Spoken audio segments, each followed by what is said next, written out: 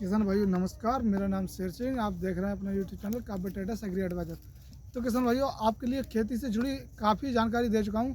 आज एक नई जानकारी लेकर आया हूँ आपके लिए। जैसे कि आप इस समय में मक्का ज़्यादा लग रही है और मक्के में जो शुरू से लेकर एंड तक जो बीमारियाँ लगती हैं उनके बारे में आपके लिए बताऊँगा। तो किसान भाइयों जैसे कि शुरुआत में आप गलतियाँ करते हैं। पहले जिस खेत में आप मक्का लगाएं, जिस भी खेत में मक्का लगाएं, तो क्या है उसकी जो भी है जैसे जो जुताइयाँ होती हैं वो अच्छी तरीके से कर लें। क्या होता है जो आप जुताई अच्छे तरीके से करेंगे तो आपके में जो जड़ में जो आपने देखा होगा कि जड़ में जो सड़न लगती है शुरुआत में या लास्ट में, वो आपको देखने को मिलती है। वो क्या होता है, जो आपको लटेक नाम की एक सुंडी आती है, वो आपको यू टाइप की देखने को मिलेगी।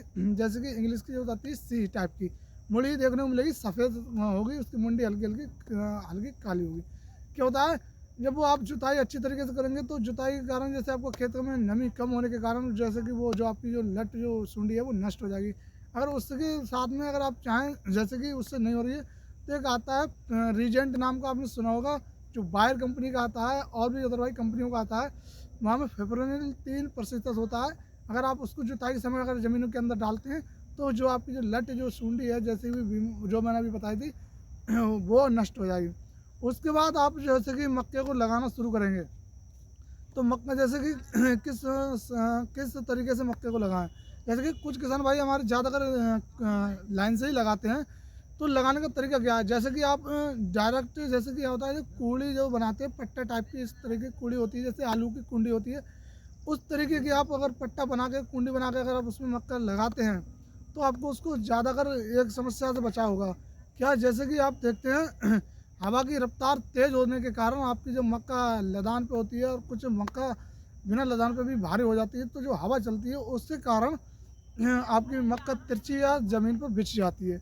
उससे आपका काफ़ी ज़्यादा समय मतलब बहुत अच्छा उसका सपोर्ट मिलेगा कुड़ी का। सादा वाली मक्का ज़्यादा जल्दी गिर जाती है। और दूसरी बात, उसमें आप जब सिंचाई करते हैं, जब आपको मक्का, आपको पता ही है मक्का कम से कम पानी मांगती है, तो मक्का कम पानी मांगती है। अगर आप कुड़ी वाली होगी तो उसमें आप जैसे चाहें उस तरीके से पानी लगा सकते हैं। और दूसरी बात, पानी की समस्या भी आपकी सही रहेगी और वो भी सूखने का जो आपको पौधा जो सड़न आती है जल पे वो भी कम होगी। तो किसान भाइयों जैसे कि अब मैं आपके लिए बता रहा हूँ मक्के में शुरू से अब बताई दी मैंने सारी बातें।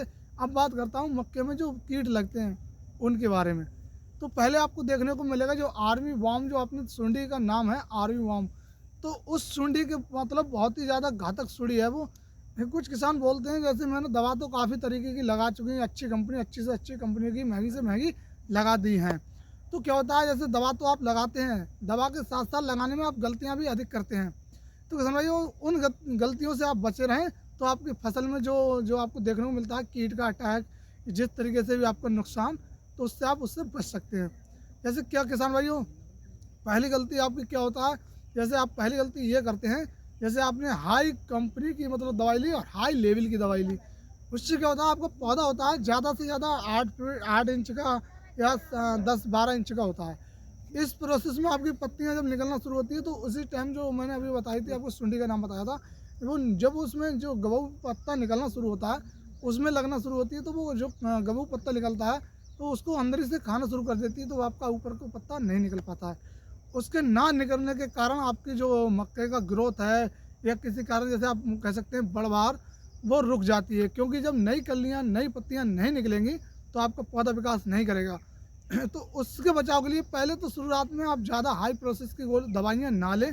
जैसे कि शुरुआत में आप लगा सकते हैं प्रोफेक्स सुपर आती है, आप उसको भी लगा सकते हैं। उसका जैसे पर टंकी में आप 35 से 30 ml पर टंकी, 15 जो लीटर का पंप आता है जो भी, उसमें आप लगा सकते हैं जो टंकी आती है। उसके साथ में अगर आप एकड़ का खर्चा मान के चलें तो 250 से 300 ml का आप उसमें ले सकते हैं, उसका बजट है 1 एकड़ का। और दूसरी बात है, जैसे कि आप हाई लेवल की दवा एक दो इससे भी आप लगा चुके हैं, इससे भी आपको लाभ नहीं मिल रहा।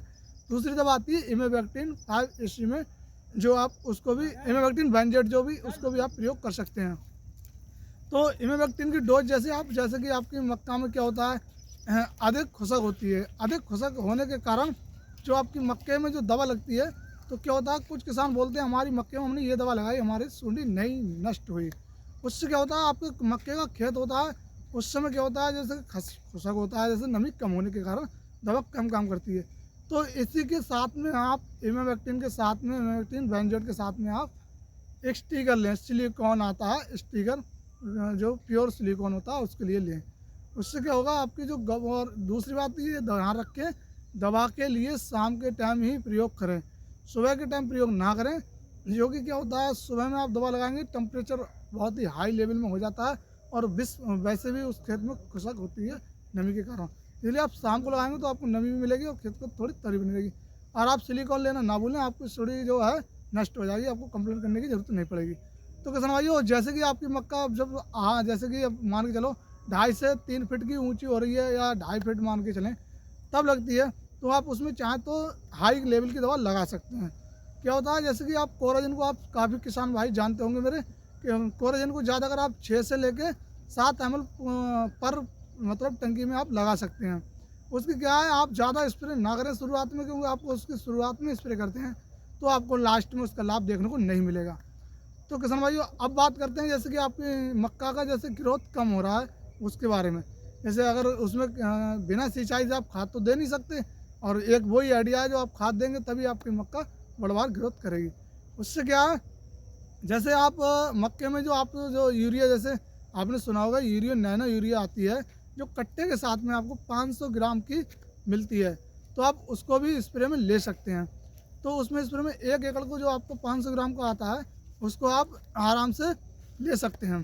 तो किसान भाइयों, जैसे मैंने आपके लिए बताया नैनो बिगर के बारे में, तो जैसे आप सिंचाई का समय आता है तो आपको बढ़वार नहीं हो पा रही, सिंचाई कर नहीं सकते, ज़्यादा मक्का पानी आपका लेता नहीं है, तो उस हिसाब से आपकी नैनो बिगर आती है, आप उसको भी ले सकते हैं।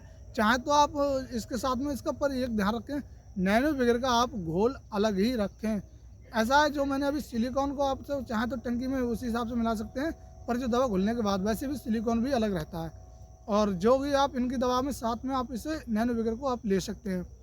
तो किसान भाइयों, इस वीडियो से जैसे आपको लिए हमारी जो भी है जानकारी अगर अच्छी लगी हो तो वीडियो को ज़्यादा कर ज़्यादा शेयर करें और वीडियो को लाइक करना ना भूलें। अगर आप हमारे चैनल पर अभी भी नए हैं तो चैनल को सब्सक्राइब कर लें।